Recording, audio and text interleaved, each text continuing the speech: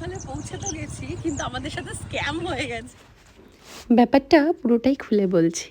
আজকে বিকেলবেলা হঠাৎ করে আমার আর আমার হাজব্যান্ডের ইচ্ছে হলো, মানে মিস্টার আইচের ইচ্ছে হলো যে আমরা দুজনে একটা কোথাও ঘুরতে যাব।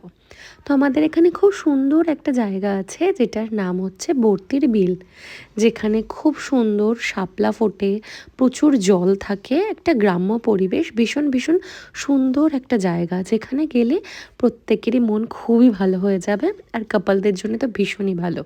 তো রীতিমতো আমরা সেই জায়গাটায় পৌঁছেও গিয়েছিলাম, আর রাস্তাটা এত অপরূপ ছিল কি বলবো, কিছুই বলার নেই। জাস্ট এইটুকুই আমাদের সাথে স্ক্যাম হয়ে গেছে, সেটা চলো বলছি। স্ক্যামটা এটাই হয়ে গেছে, ভেবেছিলাম এখানে বেশ জল থই থই করবে, বেশ শুটিং করব, ঢং করব, এসে দেখি ভাটা লেগে গেছে এখানে। হ্যাঁ, তো এখানে এখানে কোন টাইমে আসলে বেটার হবে?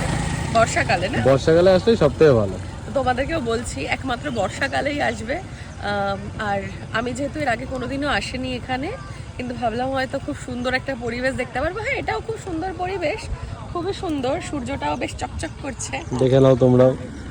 বেশ বেশ অনেকটা জায়গা। হ্যাঁ, যদি মন ভালো না লাগে এখানে এসে সারাদিন কাটিয়ে দিলেও মনটা ভীষণ ফুরফুরে হয়ে যাবে, কিন্তু স্ক্যামটা হয়ে গেল, জল নেই।